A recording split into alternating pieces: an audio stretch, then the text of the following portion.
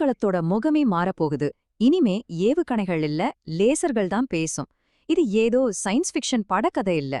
இஸ்ரேலோட புத்தம் புது அயன் பீம் சிஸ்டம் போரோட ரூல்ஸையே எப்படி மாத்தி எழுதப் போகுதுன்னு தான் நாம இப்ப பார்க்க போறோம். சரி, விஷயத்துக்குள்ள போறதுக்கு முன்னாடி முதல்ல ஒரு கேள்வி. இஸ்ரேலோட ரொம்பவே ஃபேமஸான அயர்ன் டோம் டிஃபென்ஸ் சிஸ்டம் பத்தி கேள்விப்பட்டிருப்பீங்க இல்லையா?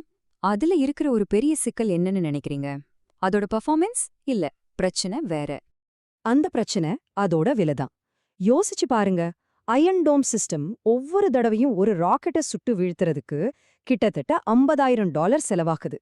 வெறும் சில $100 மதிப்புள்ள ஒரு சாதாரண ராக்கெட்டை தடுக்க இவ்ளோ பெரிய தொகையை கொட்டுறது பொருளாதார ரீதியா பெரிய அடிதானே.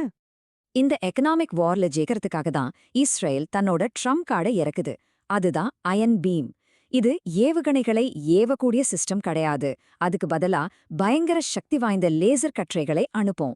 நாம சினிமாவில பார்த்த சயின்ஸ் ஃபிக்ஷன் இப்போ நிஜமாகியிருக்கு. ஆனா இந்த டெக்னாலஜி ஒரே ராத்திரியில வந்துடல. இதுக்கு பின்னாடி கிட்டத்தட்ட 10 வருஷம் உழைப்பு இருக்கு. பாருங்க, 2014ல தான் இதை முதல்ல அறிமுகப்படுத்துறாங்க. அப்புறம் 2022ல வெற்றிகரமா டெஸ்ட் பண்ணி இப்போ 2026க்குள்ள இது முழுமையா பயன்பாட்டுக்கு வந்துடும்னு எதிர்பார்க்கப்படுது. சரி, இந்த அயன் பீமோட ஒரு முக்கியமான லிமிடேஷன் என்னன்னா அதோட ரேஞ்ச், அதாவது அதோட தாக்குதல் வரம்பு. இது வெறும் 7லிருந்து 10 கிலோமீட்டர் தூரத்துக்குள்ள வர அச்சுறுத்தல்களை மட்டும்தான் சமாளிக்க முடியும். இது ஒரு ஷார்ட் ரேஞ்ச் சிஸ்டம். ஆனா அந்த தூரத்துக்குள்ள இதோட துல்லியம் சும்மா சொல்லக்கூடாது, அபாரமா இருக்கும். இந்த லேசர் பீமோட பவர் எவ்ளோ தெரியுமா? 100 கிலோவாட்ஸ். கேக்குறதுக்கு இது வெறும் நம்பரா தெரியலாம். ஆனா இதோட உண்மையான பவரை புரிஞ்சுக்கணும்னா நாம இத ஒரு கேள்வியா கேட்டு பார்க்கலாம். சரி, 100 கிலோவாட்ஸ் அப்படிங்கிறது நிஜத்துல எவ்வளவு பெரிய சக்தி? இங்க பாருங்க, இந்த ஒப்பீடு உங்களுக்கு புரிய வைக்கும்.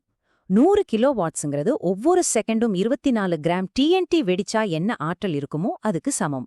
இன்னும் சிம்பிளா சொல்லணும்னா ஒவ்வொரு நிமிஷமும் கிட்டத்தட்ட 1.5 கிலோ டைனமைட் வெடிக்கிற மாதிரி நினைச்சு பாருங்க.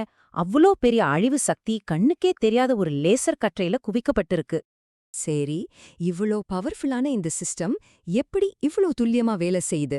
வாங்க அதோட செயல்பாட்டை கொஞ்சம் ஆழமா பார்க்கலாம். இதோட வேலை செய்யற விதம் ரொம்பவே ஸ்மார்ட் அண்ட் ப்ரிசைஸ். இது என்ன பண்ணும்னா டார்கெட்டோட வீக் பாயிண்டை தேடி தாக்கும். உதாரணத்துக்கு ஒரு ராக்கெட் வருதுன்னு வச்சுக்கோங்க.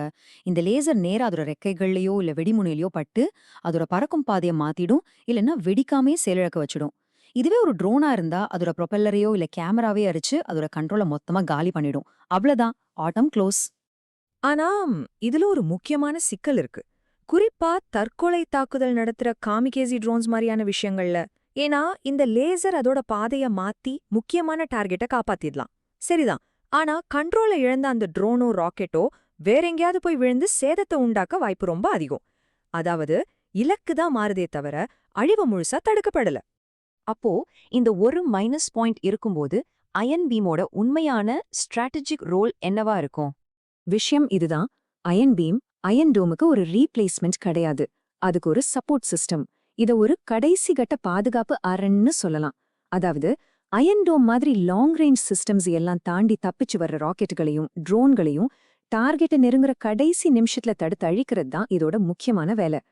சரி, இவ்வளவு டெக்னிக்கல் ஸ்ட்ராட்டஜிக் விஷயங்கள் எல்லாம் ஒரு பக்கம் இருந்தாலும் இந்த டெக்னாலஜிய எல்லாரும் ஏத்துக்கிறதுக்கு முக்கியமான தீர்மானமான ஒரு காரணம் இருக்குன்னா அது பொருளாதாரம் தான். இந்த நம்பர்ஸ பாருங்க, இதுதான் அசல் கதை. அயன் டோம்ல ஒரு தாக்குதலை தடுக்க $50,000 ஆகுது. ஆனா அயன் பீம்ல அதே வேலையை முடிக்க வெறும் $2,000 தான். இது ஏதோ காசு மிச்சமாகுதுங்கிற விஷயம் மட்டும் இல்ல, இது போரோட பொருளாதார கணக்கையே மாத்தி எழுத போற ஒரு உண்மையான கேம் சேஞ்சர். அதனால நாம அயான் பீமை வெறும் ஒரு புது ஆயுதமா மட்டும் பார்க்கக்கூடாது. இது போரோட எதிர்காலம் எப்படி இருக்க போகுதுங்கிறதுக்கான ஒரு ட்ரெய்லர் மாதிரி, ஒரு புது சகாப்தத்தோட தொடக்கத்துக்கான அடையாளம். இன்னைக்கே இது ஒரு ஷார்ட் ரேஞ்ச் சப்போர்ட் சிஸ்டமா தான் இருக்கு. ஆனா லேசர் டெக்னாலஜி நாளுக்கு நாள் வளர்ந்துகிட்டே இருக்கு. ஃபியூச்சர்ல இதோட பவரும் ரேஞ்சும் கண்டிப்பா அதிகமாகும். அப்போ ஒரு நாள் இது அயன் டோம் மாதிரியான காஸ்ட்லியான சிஸ்டம்ஸ்க்கு ஒரு முழுமையான மாற்றாக வரதுக்கு எல்லா வாய்ப்பும் இருக்கு. அப்போ நாம இப்போ பாத்துக்கிட்டு இருக்கிறது வெறும் ஒரு புது ஆயுதத்தை மட்டும் இல்ல, இது ஒரு சரித்திர திருப்பு முனை. இதுதான் லேசர் போர்க்கள யுகத்தின் தொடக்கம். இனிமே நடக்கப் போற போர்கள் எப்படி இருக்கும்னு காட்டுற ஒரு தெளிவான அறிகுறி.